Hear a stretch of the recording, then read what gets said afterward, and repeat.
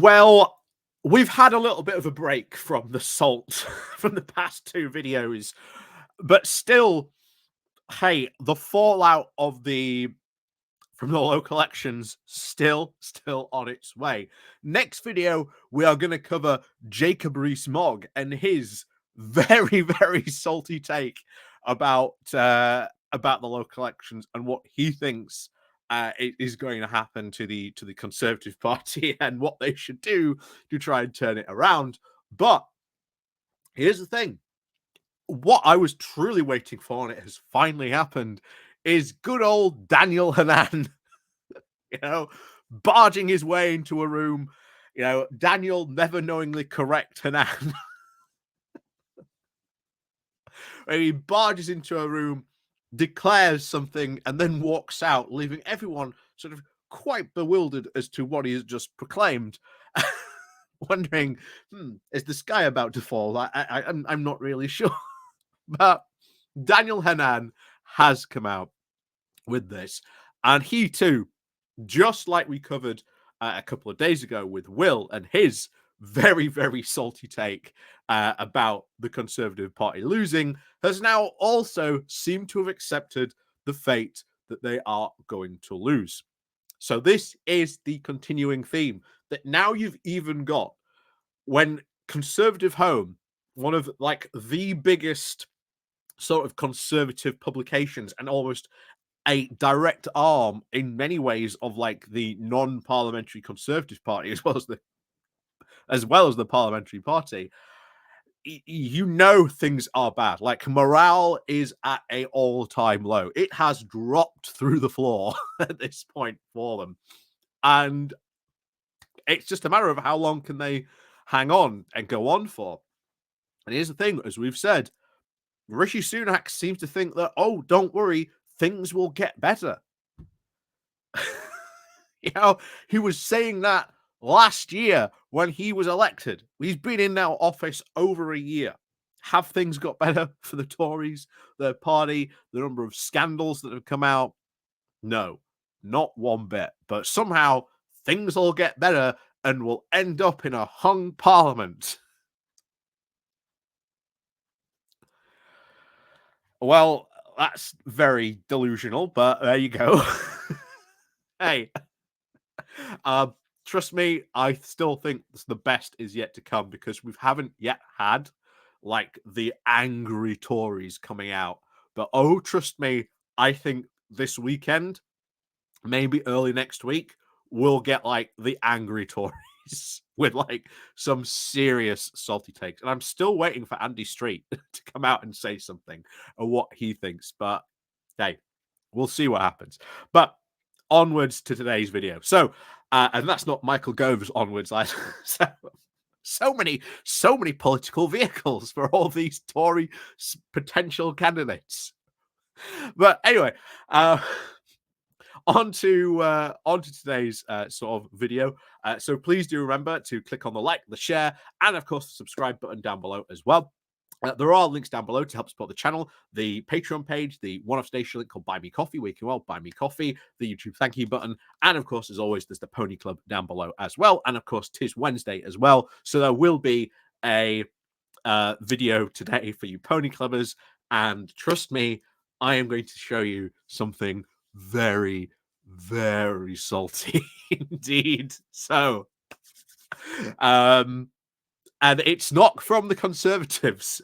It's from George Galloway. But anyway, just a brief hint, and maybe if you'd like to see that, sign up to the Patreon or the Buy Me, or not the Buy Me Coffee, the YouTube subscription, the Pony Club down below as well. Join us on that, and you get access to all the other content that I've made for you guys as well. That as well. So let's crack on into this. Let's not delay this any further because I can already hear you salivating at the thought of Daniel Hannan. So here we are on Conservative Home with Daniel Hannan. Why the next Tory leader will say all the right things from the safety of opposition. Let's find out, shall we? So, if Rishi Sunak is right about a hung parliament, he could make a great deal of money. Paddy Power and Betfair are offering 13-2 on no overall majority after the next election. Ladbrokes is 7-1 and William Hague is 8-1.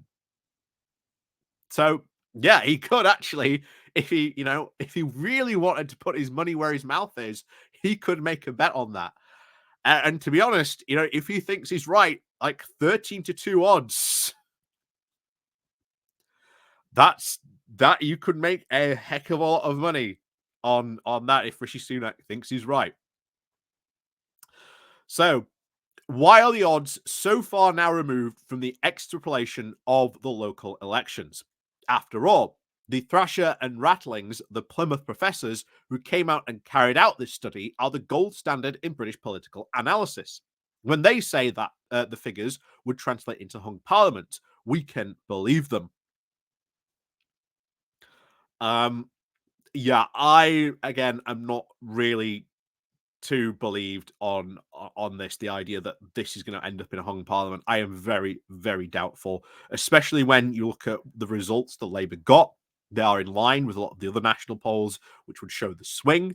That's the big thing, because a lot of these very salty Conservatives do not talk about the swing because that puts them in a lot of dangerous positions. That's why you do not hear a lot of these Conservatives talk about that swing, because that's the danger point for many Conservatives. There are a few Conservatives who have talked about that. And when they've talked about that, they've said, yeah, we're going to lose quite big at the next election. So, back to this. So, except obviously last week's poll wasn't a general election. It took place only in England and patchily at that. Reform contested only a few seats, with various pro-Palestine parties and independents offering left-wing voters a free hit. The war in Gaza may be over by the general election. Very likely that is the case. And that front, he is right. We are potentially seeing possibilities now of a ceasefire. There are obviously complications in and around that, mainly from Israel. We talked about this on Geoscope yesterday, so go check that out if you want to see that. But he is right.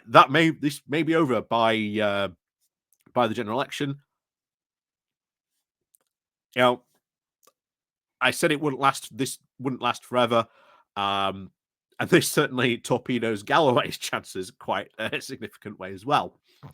So the bookies are now, of course, trying to reflect the consensus of both the punters and the pundits, and Labour is on course to win big. Sure, there might be some black swan event, but we have had a few of these over the past 8 years. Most recently, the arrests at the top of the SNP. The Conservative Party must now hold itself in readiness in case some unforeseen catastrophe overtakes Labour. Again, the hope that, oh my God, something bad happens. Here's the thing, Dan. Your own party hasn't been the best on this. Not only that the stuff on the Teesside Freeport is continuing to build up more and more. More journalists are looking at what is going on at the Teesside Freeport, and more they are finding out just the big and dodgy stuff that is going on there. So, that is certainly going to be a big issue for Ben Houchen and even the Conservatives as well. After all, Freeports and Rishi Sunak, that's like his big thing. So Rishi Sunak will have to answer for any of those catastrophes in some way, shape, or form. Won't be just Ben Houchen that gets tarred with that brush there. And then, of course, any other potential Conservative, hiccup. And to be honest, when you've looked at many of these things, hoping for something as significant as an arrest, if you're comparing it to what's just happened at the SNP, look at Labour's track record, really, for the past couple of years. This really actually hasn't happened, not in at least the significant numbers in the way it's happened for the Conservative Party. So anyway, that's a bit of cope right there from Daniel Hannan. But anyway, back to it. So the supposed poll, but okay, sorry, let me put my teeth back in. But suppose the polls are right and that Keir Starmer wins a big majority. What would that mean for the two main parties? One immediate consequence is the next Tory leader would say much sounder things. I write this not because I have the slightest idea of who she or he will be. Gee, I wonder who Daniel Hannan thinks the next Tory party leader might be. Do you think it might be Kimmy Badenoch? Maybe Priti Patel? Maybe Suella Braverman? Who knows? But I like the idea that if one of those gets in, they'll be saying more sounder things. can can anyone point me to anything that Kimmy Badenoch, Priti Patel, or even Suella Braverman has actually said is quote sound over the past few years? I don't really think you can. Anyway, so where were we? So he continues. So I haven't the slightest idea of who she or he will be, but because Tory leaders always say sounder things in opposition. One of the few perks of the position is that you can ignore the inevitable compromise of office, the difficult civil servants, the blocking backbench minorities, and the hostile opinion polls. For example, you can say, "We don't. Why don't we just turn the dinghies back in the channel?" When Boris Johnson tried that, the Royal Navy told him flatly that it was both impractical and illegal. But out of office, you don't need to worry about such details. What? So you can go, admittedly, according to Daniel Hannan, say whatever crazy nonsense you want, and you don't have to worry about the consequences of the Royal Navy turning around and saying, well, that's impractical and illegal.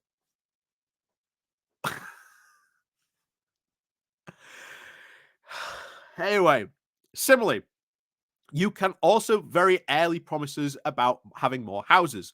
When the Conservatives attempted to ease our planning laws back in 2020, we were devastated by a coalition of Labour, the Liberal Democrats, and NIMBY backbenchers. But the complexities like that need not trouble an opposition leader.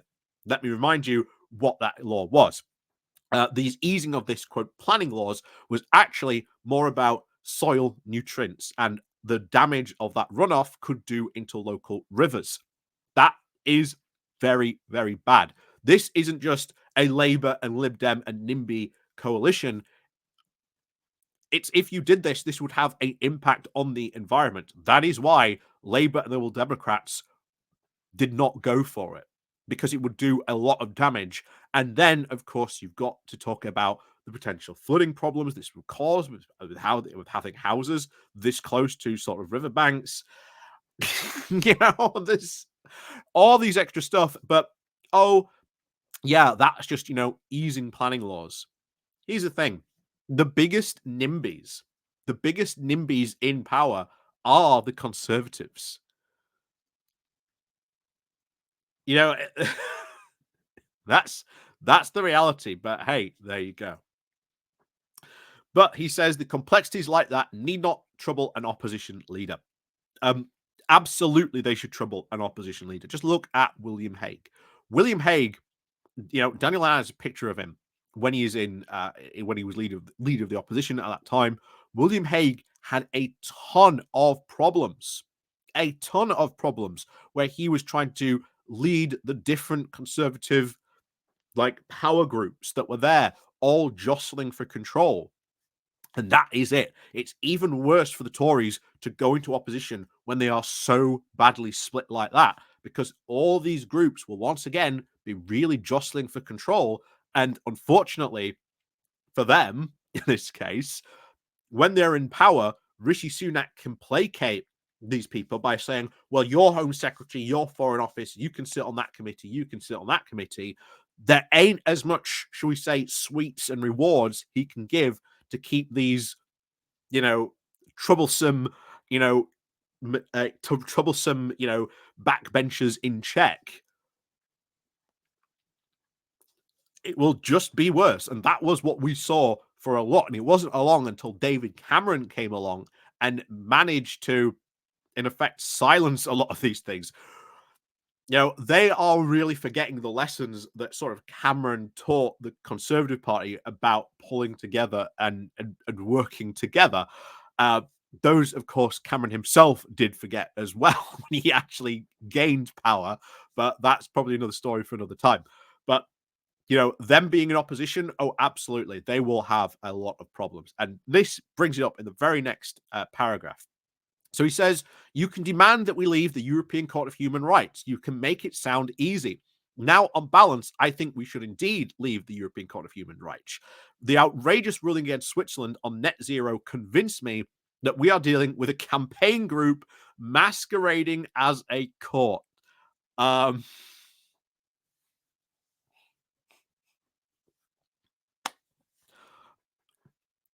you can say that all you want, but the reality is a large portion of his own party recognizes the problem of leaving the European Court of Human Rights, especially when it comes to things like Northern Ireland, and that would cause not only that, the repercussions that are implicitly baked into the withdrawal agreement, for example, that would cause a lot of problems. That would be a fight within his own backbenchers if your sort of opposition leader started saying that or making that demand. Like the idea that that would just cause no ripples within his own party when it causes ripples right now is ridiculous. The idea that backbenchers are just going to sit there and take their opposition leader saying that, no. If anything, they are going to cause more trouble and more problems for them. This is why I've said this before. You can file almost all of Daniel Hannan's blogs and posts under complete fantasy fiction. But anyway, he continues. But let's pretend that it will not be straightforward. Our legal establishment, our quangocracy, our civil service will also put up the same fight that they did over Brexit. The civil service did not put up a fight over Brexit. This is Daniel Hannan trying to construe why Brexit failed. They're going to put the blame on civil servants and the quangnocracy. The civil servants do what they are told, but they also tell the government, well, if you do this, this is going to be a problem. How do we do this? And now that they are in power, when they had even that big majority, they were having to deal with the civil servants saying, okay, well, if you do this, this is how the EU is going to react. What should we do about it? And then them having no answer or comeback what they would do if something like that were to happen. It goes all the way back to when we're at the 2016 referendum, except saying, oh, that's just Project Fear or that will never happen. You can't really say that when you are in power. It just goes to show you just how a failure of Brexit really was and what an ideological drive really it truly was. So, withdrawal will consume the government's energies for years. Wait, what? What? So, you should leave the European Court of Human Rights, but somehow it's also going to withdraw, can really consume all the government's energies. Uh, that's quite two contradictory statements there, but there you go. Okay. Um, now that you might think that the fight is worth having, and on balance, I agree. But the impatient and dismissive tone of which people demand withdrawal suggests that they have given it very little thought about how to do it. Why can't we just walk away? Is a slogan, not a policy.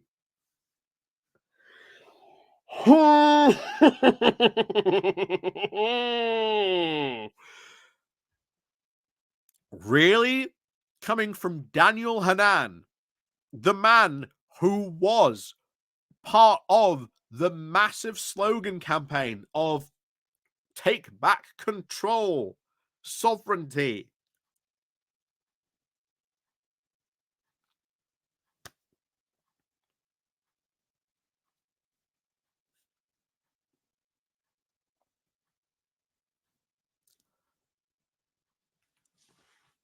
I've just got no words. I honestly just have no words to respond to that. Because if that was the case, if you are saying that about your own campaign to try and leave the European Court of Human Rights, why then does that then not apply to Brexit? Because there was no policy behind Brexit. I'm sure Daniel Hannan will disagree that there was no policy behind the Brexit campaign. There was no policy behind Boris Johnson, behind May. Well, there was. They just disagreed with why they wanted to do it. Yeah, just so much just off of. You could just do an entire policy. You could do an entire video on that statement alone. But there you go. Anyway, think back to that last Tory leadership election. All the candidates, as far as I remember, promised tax cuts. I'm pretty sure they would still want them. But other things do get in the way. Bond markets, the OBR, and above all, the electorate that wants higher spending. So how are you going to deliver tax cuts? You promise them, and then you can't because the electorate wants higher spending on public services. Now, don't get me wrong, over 14 years, he continues, the Tories have made plenty of unforced errors, starting with their failure to repeal the Human Rights Act and the Equality Act, and running through to their preposterous decision to apply customs checks to EU imports.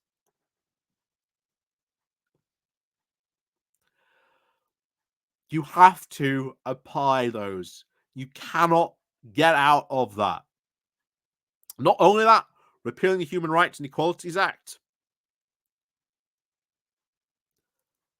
Why haven't you done so then? Considering you've had such a massive majority. Oh, that's right, because it would have big international repercussions on other various different things, especially when we've got other, things that are built on top of the Human Rights Act and Equalities Act as well. It would not be a very popular decision. Hence why you barely hear them talk about it. Even though some Tories do bring this up every so often, just as an ad has there, they don't openly talk about it, doing it that much, because they know it's actually not that popular thing to do. So he continues, many of their critics, though, seem unwilling to actually consider the trade-offs intrinsic in government. Really? You did not consider any trade-offs, considering the incredible hard stance this guy advocated for that the Brexiteers would take, which we knew was, if they had advocated this stance at the referendum, they would have never have won the referendum on. There you go. Anyway, most human beings want contradictory things, often at the same time. We might want to help Ukraine, but to have low energy bills. We might want cheaper homes, but not development near us. We might have supported lockdown, but be angry at the consequences of tax and price rises. It wasn't just caused by the lockdown itself. It was caused a whole other range of things. And, again, we forget Daniel Hannan was very anti-lockdown, but there you go. Anyway, we'll skip past that for that, because that will take us off on another tangent, and we're already spending enough time on tangents as it is. Anyway, in each case, confronting these trade-offs is far less a laborious task than declaring that MPs just don't get it. The problem is intrinsic in government, which is why, just as the Conservatives begin to say more popular things, Labour will start letting down its supporters. Again, what popular things? Because once you get into government and you've been saying all those popular things, you've then got to deliver upon them, just as you did when you got in through all those Brexit promises. You haven't delivered on any of the popular things Boris Johnson promised, or, Liz Truss, even Rishi Sunak, not delivering. Anyway, a big majority usually suggests a measure of goodwill for the incoming government, but Starmer will not have it, or at least not to the scale that Tony Blair had when Labour came into office. Impatient reform voters will have their mirror image in those Labour supporters who are convinced that the only reason we do not live in a better world is that we are governed by bad people. And as soon as, quote, good people take over, everything will improve. So he's thinking that there's going to be some sort of, I don't know, rebellion in Labour. I think there is that too, but I think it's going to be sort of a more forced for good. I've talked about the progressive policies of this, and I think when you get a progressive majority in Parliament, which it looks like we are probably going to get, that will end up being better policy for us overall, and it's the type of progressive stuff we would want to see. But anyway, getting off track again. Anyway, uh, both sets of voters are now blind to the long-term costs of the lockdown, though on both sides, some have now edited their memoirs to think that they were against it from the start. Both demand that MPs just sort it out. Are there long-term costs from the lockdown? Absolutely. But here's the thing. These anti-lockdown people, what do they say the alternative should have been? The alternative should have been, well, sorry, guys, but you've got to get out there and do your jobs during a massive pandemic. Bear in mind, look at the death toll in America between the red and blue states, between the blue states that took lockdown and all these precautions seriously versus red states that did not. There is a very, very big difference. Very big difference. So, yeah, at the election, it will not change the fact that Britain is now spending vastly more than it can afford. Even if Labour goes for some smash and grab tax rises, it will not be able to give the public sector supporters the pay rise that they were expecting. The economy will remain depressed until the weight of its excessive government is reduced. Again, that is basically get rid of all the regulations, etc. Good luck about dealing with the consequences of that. That's not going to happen. And of course, the sense that nothing seems to work properly will quickly attach itself to Labour. Well, Labour's going to try and deal with that. It's going to make things work better. Under the last Labour government, people did feel that things were working a lot better. Now, of course, they've got a lot of your problems to try and clean up. But hey, you've been in power for over 14 years, and yet people feel they are now worse off, not better off. So it remains the big question of, let's say, even if the next Labour government goes to the next election and things still have not sorted itself out, why on earth would they then elect Conservatives?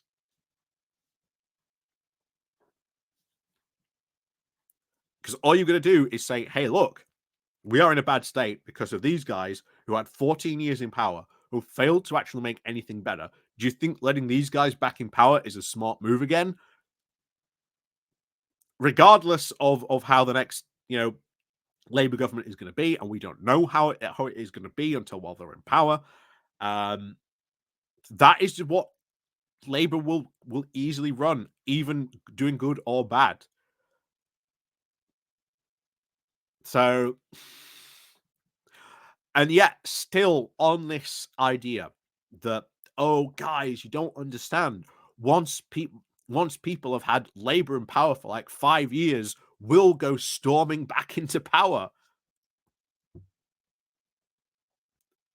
That's very optimistic. Very optimistic. If you think people will have forgiven you by then, think again.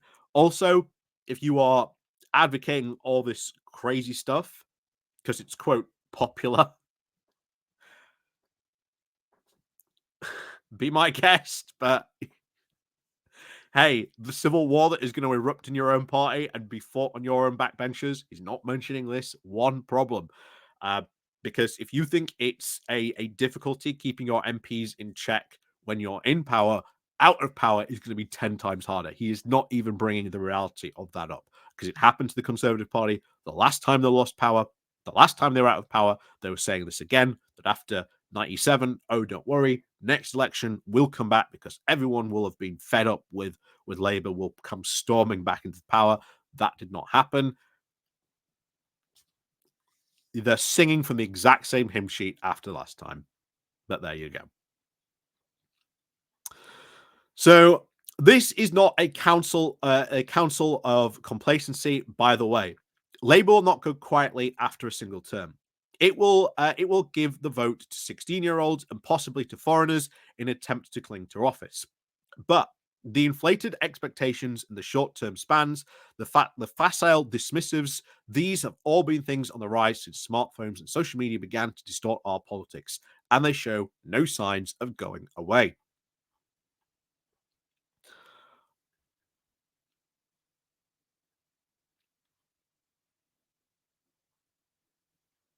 Just more cope from Hanan. At least he's resigned himself to losing. Like, he's resigned himself to losing. That is fantastic, to be honest, in many ways, because ultimately now what Hanan is going to do is he's going to start saying, "Well, I told you so." I can guarantee you, the next time we cover Daniel Hannan, he's going to be writing an "I told you so." Why didn't you listen to me? Only if you would listen to me and my, wacky doodle free market fundamentalism ideas, uh, we wouldn't be in this mess. I guarantee you the next time we're covering Daniel Hannan, it is a I told you so article. But anyway, that was some Daniel Hannan salt. I hope you've enjoyed that. It's been quite a long one. But as always, thank you very much for watching. And of course, as always, we'll see you all next time.